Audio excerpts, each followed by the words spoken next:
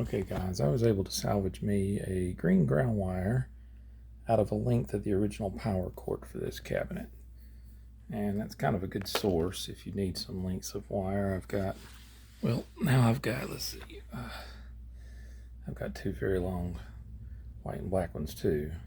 And this was like 2.5 foot section. And I just had to decase it. And, it's not the easiest thing to do. You have to be careful or you'll nick your wires pretty bad on the inside, but just take your razor knife and just extend it enough to where it's just a hair bit of the blade coming out. You have to go really slowly and just try to perforate the outside casing. But if you can do that, you don't even have to pierce it all the way. To be honest, if you can just somehow get it to pierce just the sleeve of that about halfway, see if that'll focus. You can see where I was splitting and I was going down the length of it with a razor knife, or utility knife, whatever you want to call it. But you start on the end that's closest to the wires, and the best thing to do is, let's say you only wanted to salvage the green and you didn't care about the other two. Well, start your split where the other two are, but as you go down, I wouldn't go down but just a few inches, because it'll twirl, it'll like intertwine with the other wires as it goes down through there. So you peel a couple inches off and you cut that away, and then you see where, like, let's say in this case the black and white was, if you didn't care about them, you might have to rotate a little bit and just use that utility knife and just split you 2 or 3 more inches and just peel it back. That way you're protecting the green conductor. Well, I think I got lucky. I looked over the green one good, and I don't think it's damaged. And those two, you see how it's twirled? That's the way it is inside the cord. And I pulled the green out of it, but I don't think these are damaged either. I'll have to look over them. But that just gives you some wires you can salvage if you don't have anything and you're trying to work like I am. And I just wanted a green for a ground, and I'm going to try to run this. Let's see, either I'm going to mate it up with this lug here, and this is the ground that jumps over to the line filter, or I'm just going to go ahead, since I do have 2 spade lugs, and I'm going to make me a little section of green to run to the line filter too, because it's a ground. And I'll put one of these on with the end of this and a shorter length to just go to the line filter, and that'll be from the line filter to the frame ground connection on the switching power supply. And I can pop these little insulators off if I don't want those, because it looks kind of funny with green, or I could just do that and then pop some green heat shrink tubing if I've got some of the right size, and it'll just kind of help hold that and seal it up better. But it's just a ground, and doesn't really matter if, let's say, even if that had a place that was bare where I accidentally cut into it, it doesn't matter that much unless you also have a wire in the cabinet that's carrying some type of current, and then if it touches this wire, that's where you'll have trouble. But you got to remember, this right here is, it's ground, so anything in the cabinet that's metal, which is exposed, is this would be no more dangerous than that if it didn't even have any insulation on it. I mean, it's just like a lot of cars and other equipment. Sometimes you have a braided wire with no insulation at all on it, and it's a ground. Okay, we're just about finished with this ground cable. We got one more end to put on right there, and it's going to be a single end, just like this one I'm pointing to right there. If you can see, we've got kind of doubled up on the heat shrink. I did the crimps. Now these were the blue spade, spade lug connectors, and you can't tell it because I completely surrounded them with black heat shrink tubing, and I just did that because it's like I didn't want to see any of the blue on a ground wire. So there's, like, if you can watch this right here, it's like there's one level of heat shrink tubing and it stops right there, and then it goes down about a little less than 1/4 of an inch with a second one that was a little bit bigger, and that one was just big enough to push up on the blue, and I used the same one over here. So I used a black one underneath that was just right below where the crimp connection was, and then I pushed the larger one up on it, and it went all the way over the blue part. Got that one a little too hot. Oh, no, it's not. That's a symbol. I thought I melted it. but sealed up pretty good. I got that one all the way up to the top, and you can see my wire up there. And learning to use an old crimper I had a little better. Seems like I'm doing it better now than I used to, but not doing it the way you're supposed to, but for some reason it's working better. Some of those crimpers, they've got color codes on them, and you're supposed to, like for blue ones, you're supposed to use the crimp section by the blue dot, and the red ones, the crimp section by the red dot, but I'm using one that doesn't have any color. I'm actually using a crimp section that's supposed to be for non-insulated connectors, and it seems to be working a lot better. But we got that one more to do right here, and the thing is, I ran out of blue, so I won't have to use this one, and it's okay because I want to cover it up with black heat shrink tubing anyway, so that's an advantage to that. Cover the color up and it'll match the others.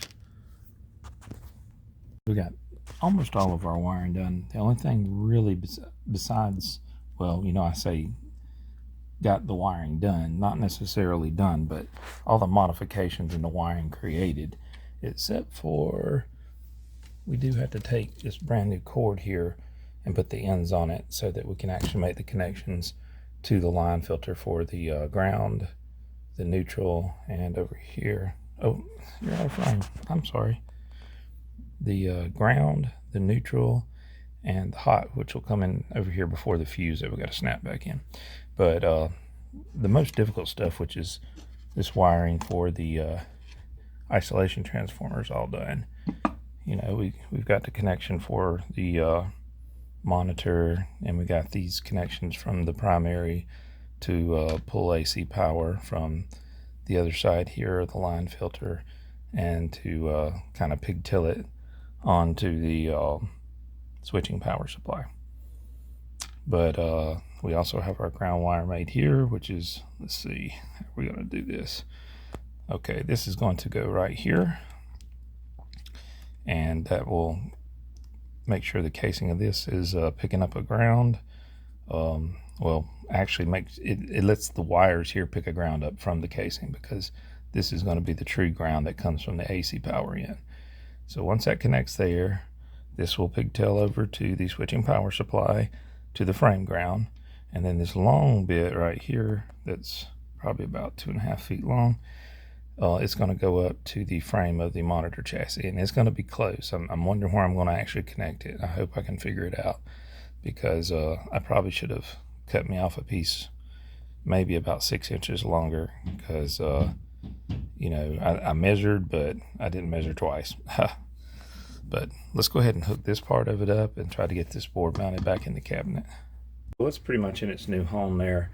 I was trying to figure out the spacing. The only thing I really wanted was to have it far enough from the back of the cabinet here that I could get a screwdriver in there easy, because I left me just enough where I can get a screwdriver in there. This is probably longer than some screwdrivers I use. Let's see. Here's the one I usually use. If you're wondering what that is, it's a little magnet stuck to there. It helps keep the bits magnetized, because a lot of them I use aren't, but it's a little bit shorter than the one I just showed you. But I just wanted some clearance from the back of the cabinet, because the way this was mounted in before, it's like I had to use a stubby screwdriver or take it loose and rotate it to the side. Excuse me, I feel like I got a hiccup. Take it loose and rotate it to the side so I could adjust these terminals, like loosen them or tighten them. And I wanted to make sure I had enough room to do that, so I left enough room for that. And I wanted some air clearance all around it, so there's plenty of air clearance around it. And I didn't want that big transformer too close to the logic board, just because it kind of puts off some heat. And looks like everything's got air flow around it. Right now, the last thing we have to finish up to kind of take care of the power is just the cord. So got to get that new cord done and run through here and put the terminals on it so we can plug it in over there. And then it's just 3 connections and we'll pretty much have power to everything. Also, I was trying to find the best spot to put this so I could hit a ground point on the monitor frame up here. And I tell you what, I really wished I would have cut off another foot or so and got some more length, because this thing, I don't know if you can see, but I'm trying to hit this chassis up here. Chassis? And there's 2 screws on the pan. Let's see if I can get you guys where you can see. Right there and one right there. I can hit either one of them. This one's a little closer, but it's not the easiest thing to do because it's like you got to kind of turn this and finagle it sideways. I thought about drilling a little hole just through the wood here just so it can meet up straight with that. That wouldn't be a bad idea. As a matter of fact, I think I might end up doing that. But probably the best thing to do is to just try to make a new wire. But the thing is, this is hooked in with another wire. That was a little bit of an undertaking to hook all those on, crimp all those on, do all that heat shrink. So if I extend this, I'll probably just cut the end off here and just put some more wire on it, heat shrink it. Because I really didn't want to use these points for, you know, my grounding point. But I didn't know where I wanted to use it because there's not a lot of choices on here.